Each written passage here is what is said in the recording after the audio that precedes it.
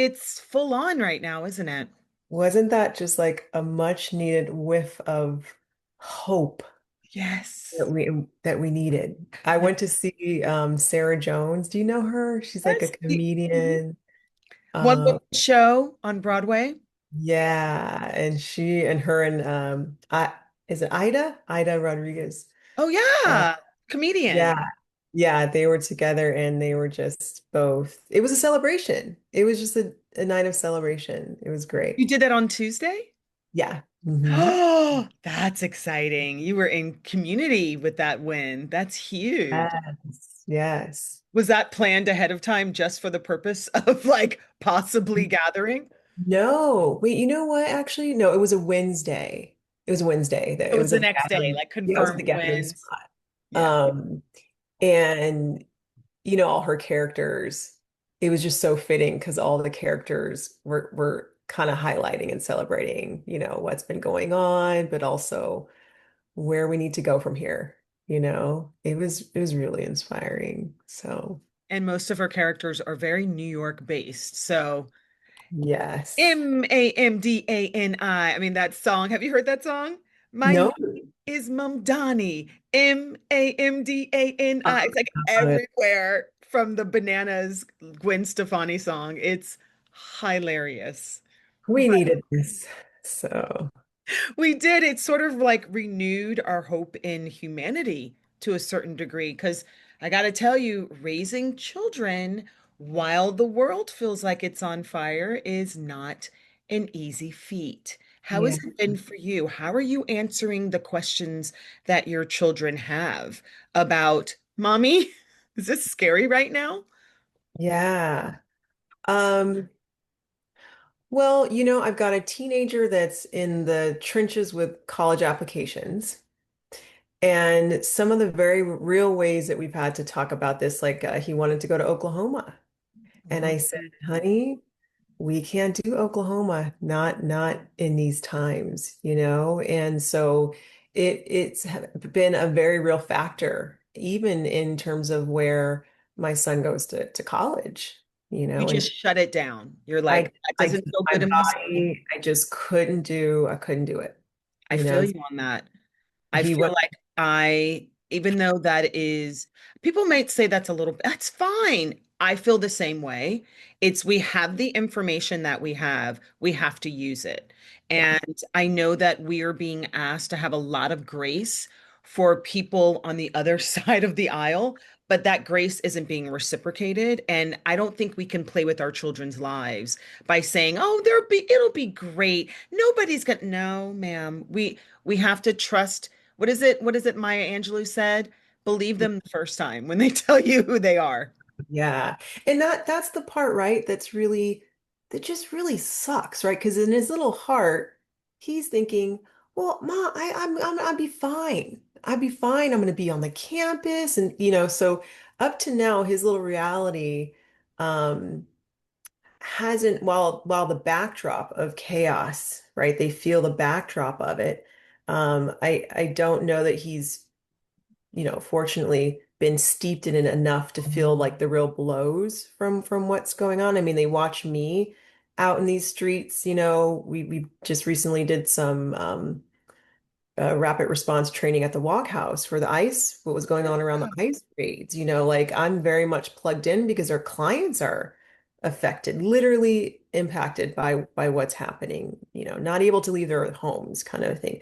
So they kind of hear it from me vicariously, but their realities have still, been able to be like school and right. But then now they're about to go out into this world. And then it's a different game. Away from mama's claws, which makes it really scary. We are at a changing point, but it's going from elementary school to middle school. And that is nowhere near the odds of going off to college away from mommy. But still, there's all the things to consider. Where is my daughter's little spirit going to be nurtured? Because there, even though we've paid all this money to go to this beautiful independent school, my daughter has still been harmed. Mm. And at the school that she's at, really wonderful little bubble, the school does not want to take a hard line on anti-racism or belonging. They say it in their mission statement, but they're not going to Mhm. reprimand people that might donate a lot of money, you know? Mm, So I have to have those really ugly conversations with Nyla. The last thing that happened, and it's every week, some kind of microaggression happens. But last mhm, week, I don't know if I told you at the California Yacht Club, but the last thing that happened to her was there was current event projects and the kids had presentations. And a girl got up and the first line was, "We're gonna miss Charlie Kirk. He was a wonderful man." And went on to say all he wanted to do was make kids kind to each other. What the fuck are you talking about? Like, my daughter, thank goodness, is very aware, very observant, very intuitive. And she got mhm, into my car and she goes, "Mommy, I was harmed today." And I was like, "All right, tell me about it." And I go, "Oh, baby girl, bless their hearts. They mm. have absolutely no idea what they're talking about. And to make it worse, they're brown." Wow. That, So yeah. it's always something, right? Well, I don't know if you caught that, the Amanda Seals debate. Did you watch that? No. Well, Tell me. she takes on a whole circle of Black conservatives. Yes, I did see that. So I watched it with the kids because I Mm. thought that was a really great, just like fundamental kind of lesson. Just she hits all the fundamental points of understanding systemic racism in America, and all the arguments for or against it or what have you.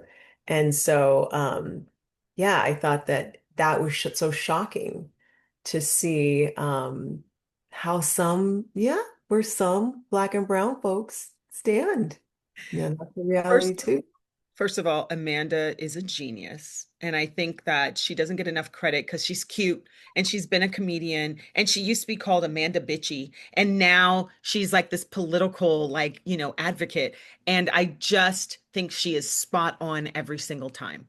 And so kudos to Amanda Seals for putting herself out there over and over again. Who Mhm, cares what the trolls are saying? She is telling the absolute truth. And I mhm. love that you did that with your kids. We have to continue to let our kids see reflection of people who are bold and say it with their chest. That Yeah. is what is required right now. Because Yeah. as much as the Democrats want to be like, what is it, the moral high ground, baby. Morality is out the way. I mean, it's just gone. Like, who cares about morals and character? We've got to play this game to win. Yes. And I want to share, Hunter did have an incident where, she's liking the boy. She wants to find her little high school boy crush. So she met this boy and at a football game, and then the next day went to the dance where he was and just had the dreamiest time. But then towards the end of the dance, his little friend came up and looked at Hunter and said, "You're black." And Hunter came to the car and was just crushed because her thought was just like, why is that a factor, and she literally said, Tanika, I'm not going to be able to compete with like the blonde hair. And I said, honey, don't even try to compare yourself. You are a gym of a whole different kind, like don't even put yourself. But we had to have the whole conversation about what does it mean to date, if you're going to date white boys, what does it mean that you have to be aware of and that you have to look for, right? And so I'm having this conversation with my 14-year-old on the way from the dance. Oh my goodness. Much. It's too much. And the thing is I know that I am creeping into this area where I can never go back. I'm trying to hold on to this like little girl as long as I can Yeah. because once that's I can't even say it out loud, but once that cycle starts and once the things start happening, I don't know what I'm gonna do. I Yeah. already have her not listening. Like, what am I gonna do? I pray for both of us deeply. But Yeah. interesting what you said. So many thoughts. So Nyla had a little boyfriend last year at age 10. Now, my parents were like, that's ridiculous. Da, da, da. But I know with my conscious parenting training, if I said, no, you can't have a boyfriend, she would have done it anyway, but then it would have been behind my back. And then that would have set a precedent for not sharing the truth with me. What does Right. a boyfriend mean? They say hi to each other in class. There's no dates, there's nothing like that. Let her experience what it's like to have a boyfriend. And he was white and at her school. But Mm. this little white boy, I love because I don't want to say the W word because it's been destroyed, but it's mamas and DEI. He wore his Harris, waltz pin. The Uh, school tried to get him to take it off. He was like, no. So at least he stood for something that was complementary to my yeah. daughter's existence, right? Right. And maybe that's the message to you. I mean, I'm not here to advise you. You are the therapist here. Yeah, no, and that's exactly it, which is how do we vet? How do we assess for? And it was lovely because her friend was in the car who's was white. So we had this very open conversation and I was happy for her to hear what does it mean to be a friend to someone who is a person of color, where I also have an opportunity to show up as as an ally or supporter, or what does that look like for me to also be a part of this and not just turn a blind eye, right? That's like equally important. So I love that for Nyla. What happened with that little situation? Oh, I give her, gosh, they say our children come into our lives so that we can learn our lessons, right? Yeah. And so, so after a couple months, first of all, the girls that are supposed to be her friends constantly, you need to break up with him. He's a loser. It's the worst thing you've ever done. Meanwhile, three of them had a crush on him. Mm, We learned a lot about girls. mm, And ultimately, she broke his heart because he was going through a phase of, I'm depressed, and always calling Nyla to say, I'm depressed. And Nyla took it on like, I've got to help him. And mm, she's mm. 10. So ultimately, she came to me and she's like, I'm 10. I don't know what to do. And Yeah. then she callously broke up with him. So that was even another lesson going forward because, like I said to her, you're going to end up liking this guy. This guy is a solid guy. Mm. And he didn't deserve you to just break up with him. He came to her play with flowers, wearing a suit. I mean, Oh my gosh. the sweetest thing ever. Wow. And she was like, whatever, I'm done. Fast forward, she's trying to, revitalize her crush with him. And he's like, no. And she did it publicly. My daughter is bold. So she went to their mutual friend's birthday party and in front of everybody was like, I like you again. And he was like, no, thanks. Oh, And I no. loved every second of it because every moment is a lesson, right? No, absolutely. Yeah, and that's the tricky part with our kids is we don't want to, with our clients, I talk about let them hit the wall of futility. Like we don't let them hit that. And so then they move through their life not knowing how to deal with friction. And I think that's important, So I'm glad she had to feel that, She had to feel it. And now that it's out and she went back to him and I said, he he is owed that. His heart probably still stings. You were the first girl he ever had as a girlfriend. And Yeah. now that is pain that he hasn't sorted out yet. So for you to try to do it publicly was really bold.